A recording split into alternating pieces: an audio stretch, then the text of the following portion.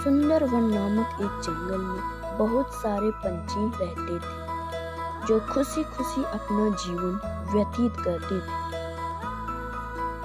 उसी जंगल के एक छोर पर कुछ विचित्र पेड़ थे जिन पर तरबूज जमीन के बजाय पेड़ों की शाखाओं पर लगे हुए थे। जंगल के इस छोर पर आने से सभी पंछी डरते थे क्योंकि उस जंगल के छोर का राजा एक तरबूज था जो देखने से भूतिया लगता था, जिसके आंखें तथा मुंह भी थे और वो पेड़ से जुड़ा हुआ नहीं था और सभी तरबूजों से बड़ा भी था। और यह तरबूज वहां से गुजरने वाले पंछी को कैद कर लेता था। उसी जंगल में टूनी चिड़िया रहती थी। टूनी चिड़िया का भाई टिंकू भी उसके साथ रहता था। टूनी चिड़िया टिंकू से बहुत प्यार करती थी और उसका अच्छे से देखभाल करती थी।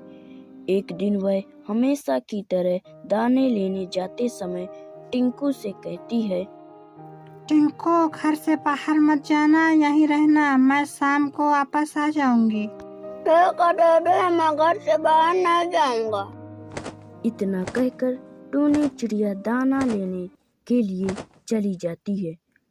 वहीं उसका पड़ोसी कालू जो उनसे जलता था, वह यह सब देखकर मन ही मन खुश हो रहा था। वह सोच रहा था कि अरे ये तो बहुत अच्छा है, जब ये टुनी चली जाएगी तो मैं इस टिंकू को किसी तरह से उस भूतिया तरबूज के पास ले जाऊंगा। इतना सोचकर कालू टिंकू के पास जाता है और उससे कहता है, टिंकू टिंकू, चलो हम बड़े बड़े तरबूज खाने चलते हैं। क्या कालू भैया, बड़े बड़े तरबूज? सच में? हाँ टिंकू, बड़े बड़े तरबूज हैं वहाँ। नहीं कालू भैया, मैं नहीं जा सकता हूँ। मेरी बहन ने मुझे बाहर जाने से मना किया है। अरे टिंकू, घबराओ मत, हम शाम से पहले वापस आ जाएंगे और तुम्हारी बहन को पता भी नहीं चलेगा।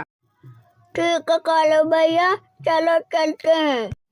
इस तरह कालू टिंकू को बहला फुसलाकर उसे उस तरबूज के पास ले जाता है।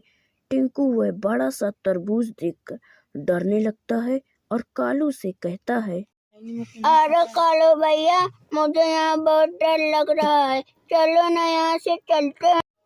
अरे कुछ नहीं, जब आ गए हैं तो तरबूज खाकर ही जाएंगे। इतना कहकर कालू चुपचाप वहां से चला जाता है और टिंकू अकेले ही रह जाता है। तब उस बड़े तरबूज का दरवाजा खुल जाता है और वह टिंकू को अंदर खींच लेता है। जब टिंकू अंदर जाता है तो वह हैरान रह जाता है। वह वहां देखता है कि बहुत सारे पंछी पहले से यहीं हैं। तब टिंकू के पास एक बड़ा तरबूज आता है और टिंकू से कहता है, अरे ओ बच्चे, क्या देख रहे हो? लगता है तुम यहाँ नए आए हो। कोई बात नहीं, यहाँ जितने भी पंछी हैं वो सब हमारे गुलाम हैं और अब तुम भी हमारे गुलाम हो, इसलिए जैसा हम कहें तुमको वैसा ही करना पड़ेगा, समझे तुम? इधर शाम होते ही टूनी चिड़िया घर की ओर आती है और जब वह टिंकू को घोंसले के अंदर नहीं पाती है तो वह कहती है, अरे टिंकू कहाँ चला गया? मैंने तो उसे बाहर जाने से मना किया था, कहीं वह किसी मुसीबत में तो नहीं है। इतना कहकर टूनी चिड़िया रोने लगती है और वह अपने पड़ोसी कालू के पास जाती है और उससे पूछने लगती है, हे कालू, तुमने मेरे भाई टिंकू को कहीं देखा है? वह घोंसले में नहीं है। अरे नहीं टुनी बहन, मैंने तो उसे नहीं देखा है, अभी तो बाजार से वापस आया हूँ। तुम सच बोल रहे हो ना? कहीं तुमने तो नहीं उसे गायब किया? अरे टुनी बहन, तुम ये कैसी बातें कर रही हो? भला मैं क्यों टिंकू को गायब करूँगा? इतना कहकर टूनी चिड़िया वहां से चली जाती है। तब कालू हंसते हुए कहता है, अरे टुनी बहन, तेरे भाई टिंकू को मैंने ही गायब किया है। अब तक तो वह मर भी गया होगा। हा हा हा हा हा हा। टूनी चिड़िया एक पेड़ पर बैठकर रोने लगती है और भगवान से कहती है, हे भगवान, कैसी किस्मत दी है। मेरा भाई ही मेरा सहारा था, वो भी छीन लिया। उसके बदले मुझे कष्ट देते उसे क्यों दिया। कहाँ गया होगा टिंकू, क्या कर रहा होगा टिंकू। इतना कहकर टूनी चिड़िया और जोर जोर से रोने लगती है।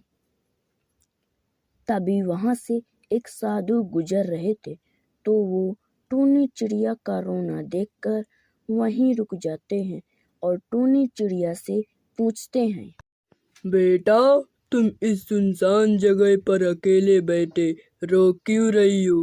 क्या हुआ? टूनी चिड़िया अपने ऊपर बीती पूरी कहानी बाबा को बताती है। बाबा यह सब सुनकर कुछ समय के लिए ध्यान में लीन हो गए और बोले, बेटा, कालू कौआ तुम्हारे भाई टिंकू को जंगल के एक चोर, जहाँ पर भूतिया तरबूज रहता है, वहाँ ले गया था और टिंकू को वहीं छोड़कर खुद वहाँ से वापस आ गया था। टिंकू को भूतिया तरबूज ने गुलाम बना लिया है। बाबा, अब मैं क्या करूं? अपने भाई टिंकू को कैसे वापस लाऊं? कोई उपाय है तो बताइए। उपाय है बेटा, ये लो जादुई बोतल का पानी। इस पानी को उस भूतिया तरबूज पर छिड़क देना।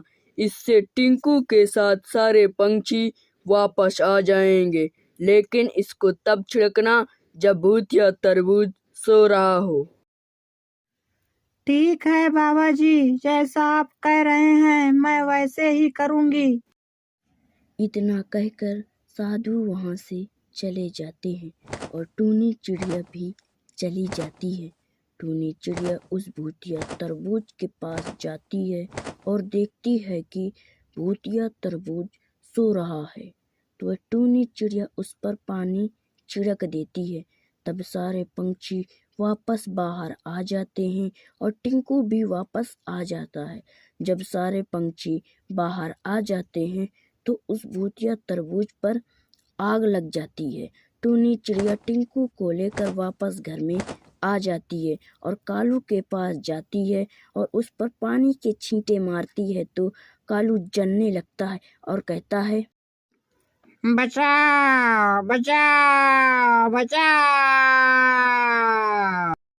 इस प्रकार टूनी चिड़िया और टिंकू खुशी खुशी अपना जीवन व्यतीत करने लगते हैं। तो बच्चों, आपको हमारी कहानी कैसी लगी कमेंट में जरूर बताएं।